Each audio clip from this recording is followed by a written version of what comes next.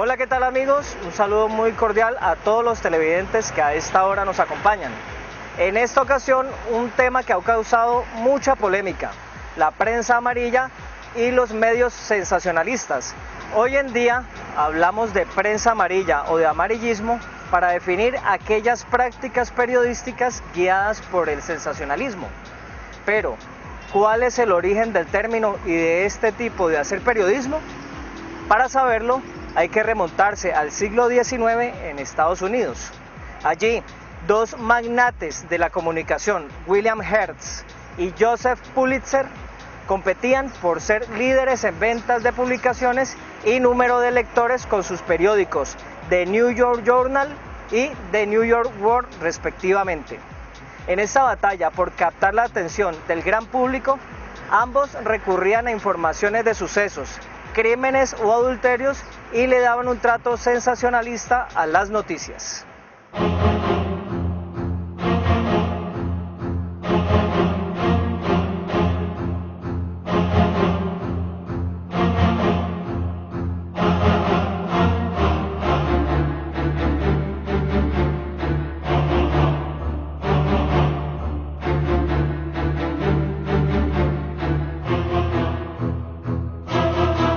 El origen del término prensa amarilla para definir este modo de hacer periodismo, más preocupado por la venta de ejemplares que por un firme compromiso con la verdad, se vio reflejado en sus inicios por una caricatura que nació en el periódico de Pulitzer, pero que apareció paralelamente en la competencia.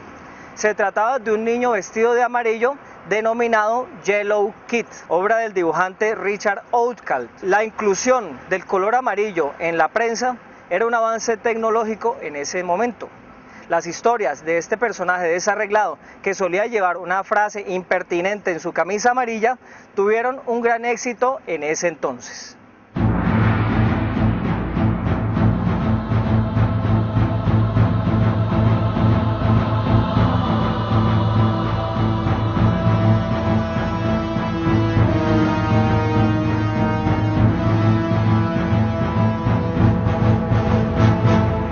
Hablando de prensa sensacionalista, nos podemos referir en la actualidad al caso Murdoch, un caso que ha generado bastantes polémicas y discusiones en cuanto al poder de la prensa y ha sido un detonante internacional en cuanto al manejo de los medios de comunicación.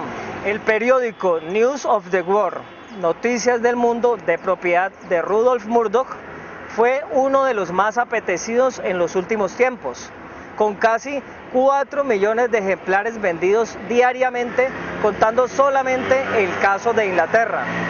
Un medio escrito involucrado en diversas formas de manipulación de información a través de espionaje telefónico, encargados también en buscar y difundir chismes y escándalos. Un escándalo mediático sin precedentes sacude el Reino Unido. Hasta Scotland Yard ha tomado cartas en el asunto. No es la primera vez que se cuestionan los métodos y la ética del tabloide británico News of the World, parte del imperio periodístico del magnate australiano Rupert Murdoch. Pero esta vez ya no hay poder público que no se haya llevado las manos a la cabeza. Rebecca Brooks, la consejera delegada de News International, casa madre del tabloide, ha prometido colaborar con la investigación policial, aunque se niega a dimitir pese a que era ella quien dirigía el dominical cuando supuestamente se realizaron escuchas ilegales para conseguir carnaza publicable. Los periodistas del dominical pincharon teléfonos de políticos, de famosos, hasta de familias de las víctimas de los atentados terroristas en Londres. Según el líder de la oposición, Ed Miliband, Rebecca Brooks debería examinar su conciencia, pero también creo que va más allá de una persona, que no se trata de un solo individuo, porque lo que sucedía de manera sistemática. La polémica ha alcanzado su cenit al trascender que el tabloide intervino incluso el contestador del móvil de un adolescente que había desaparecido, permitiéndose borrar mensajes para que no se saturara, lo que hizo a la familia pensar que la chica, que había sido asesinada, seguía consultando su móvil. El caso Murdoch y las escuchas telefónicas detona a partir de sus polémicas publicaciones en donde hackeaban informaciones confidenciales, sobornaban miembros de la policía para obtener información confidencial, escuchaban ilegalmente correos telefónicos para obtener exclusivas para obtener primicias y poder venderlas, haciendo un uso realmente vergonzoso del poder del mensaje informativo hasta el 10 de julio del 2011, último día de operaciones.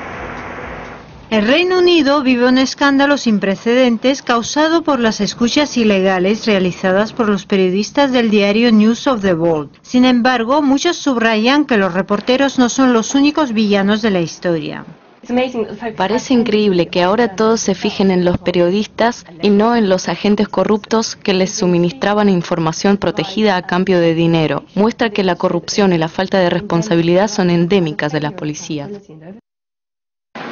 Dos de los mayores cargos policiales han dimitido últimamente y dos más se encuentran bajo investigación por sus relaciones con el diario News of the World. Familias de soldados asesinados en Afganistán son las últimas víctimas del escándalo de escuchas telefónicas que sacude a Gran Bretaña. Según el Daily Telegraph, se encontraron los números en los archivos de un investigador privado contratado por el grupo News International de Rupert Murdoch, grupo propietario de varios medios de la prensa popular británica. Se unen así a la larga lista de celebridades, víctimas de diversa índole y políticos cuyos teléfonos fueron pinchados. Entre ellos el ex portavoz del ex primer ministro británico Tony Blair. Hemos alcanzado un punto de quiebre en el que algo que era malo se transformó en algo lejos mucho peor, por el rechazo público y por el hecho que News of the World, o alguien en su nombre, pirateó el correo de voz de una víctima de asesinato y además suprimió los mensajes de amigos y familiares para hacer más espacio para mensajes. Y el escándalo va aún más lejos. Según algunos periódicos, los investigadores de News International llegaron incluso a corromper a la policía con decenas de miles de libras. Acusaciones que Rupert Murdoch considera inaceptables. Muchos piden la cabeza de Rebecca Brooks, ex redactora en jefe del tabloide en cuestión, que ahora está al frente de los diarios del grupo. Y podríamos retomar muchos otros casos de prensa sensacionalista, como lo fue en el año de 1997, la tragedia de la princesa Diana. Luego de ser perseguida por varios periodistas y fotógrafos para lograr alguna exclusiva, Diana Spencer y su actual pareja en ese entonces, Dodi Al-Fayed, perdieron la vida al tratar de evadir a estos acosadores. Sin lugar a dudas, casos como estos nos invitan a reflexionar sobre cuál es el manejo que se le debe dar a la ética y a la moral en los diferentes medios de comunicación. Bueno, mi nombre es Ernay Aldana, estoy actualmente trabajando en Caracol Radio. Trabajé como editor del periódico El Caleño durante 5 años pasados.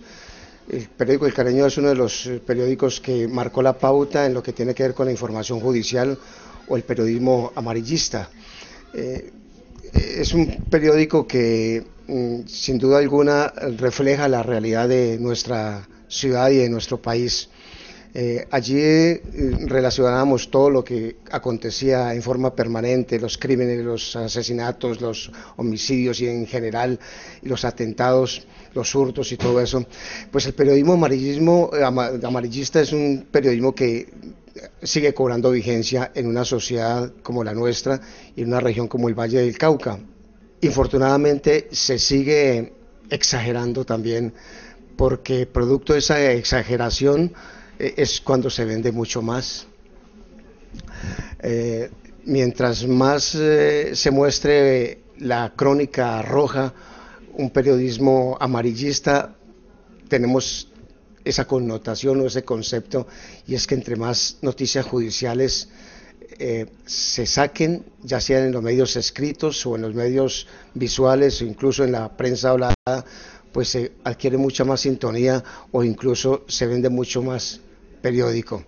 Ya el periódico El Caleño, que marcó la pauta sin duda alguna en su época en materia judicial, ha sido relegada por otros periódicos. El caso del periódico Cubo, que vino con una estructura en cuanto a formato y en cuanto a inyección económica, creo que desplegó al periódico El Caleño, que venía marcando una pauta muy importante desde hace muchísimos años. Vuelvo y le digo, el periódico, la crónica roja sigue vendiendo lastimosamente en nuestro país, más que las noticias de farándula, más que las noticias positivas y más que las noticias económicas o empresariales. La noticia judicial en Cali ha tenido un tratamiento muy particular, y el tratamiento es que por ser una de las ciudades y unas regiones violentas sigue vendiendo. Yo creo que en eso se circunscribe lo que es la noticia judicial, la crónica roja y el sensacionalismo, que son las características del periodismo de la noticia o de la crónica roja, que es la que ha venido marcando la pauta. Sin embargo, la prensa debe cumplir 3 reglas básicas: contarnos todo lo que ocurre en nuestro mundo, es decir, informar; ayudarnos a adquirir conocimientos e interpretando esa realidad a la par que nos la cuentan, es decir, formar; y hacerlo de una forma amena, es decir, entretener. Además, la relación mediadora que debe realizar la prensa, así como el resto de los medios de comunicación entre la sociedad y los consumidores, nos permiten entender todo lo que ocurre, llevar a cabo una mejor adaptación a nuestro entorno e incluso modificarlo. Medios muy serios como Caracol Radio, como periódicos como El Tiempo, nos insisten mucho a los periodistas el trabajo de investigación. Hablo por Caracol. Aquí en nuestra cadena siempre nos piden que contrastemos la información y las denuncias que nos están haciendo. Entonces uno escucha todas las partes, lo que no hace el periodismo sensacionalista o amarillista, que se queda con un solo testimonio con tal de dañar o hacerle el bien a otro que está interesado en dañarle la imagen a este que no le cae bien, político, o sea lo que sea. Entonces no investigan, no preguntan, no van a las otras fuentes. Eso es lo que estamos viendo actualmente aquí en nuestro territorio, con tantos escándalos, con tanto periodismo amarillista, que creo que sería bueno que alguna vez se acabara, ¿no? Cuando los medios de comunicación no se preocupen tanto en la parte económica, en vender más, el que más sangre saque, el que más masacre saque, el que siempre abra un noticiero de televisión con 10 noticias judiciales para ser el primero en el rating. Yo creo que eso es periodismo sensacionalista, y aquí lo vemos en los canales de televisión privada. Para el maestro de ética periodística Javier Darío Restrepo, uno de los periodistas más famosos que tenemos aquí en Colombia por sus investigaciones, el periodismo sensacionalista siempre ha sido una enfermedad en todos los medios de comunicación que quieren pelear por el rating o por vender más.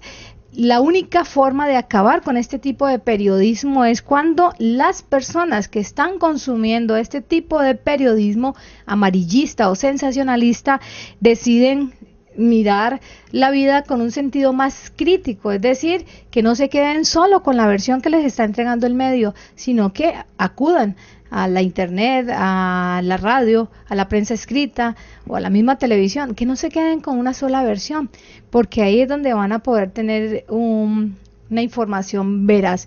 Pero si nos quedamos solamente con lo que nos venden algunos medios interesados en hacerle daño o ganar más dinero, entonces no vamos a tener como una realidad de lo que está pasando en nuestro país. Recordemos que aquí hay muchos intereses en todas las ramas del poder y siempre van a estar interesados en que determinados medios de comunicación que tienen propietarios también con mucho poder digan la mitad de la verdad.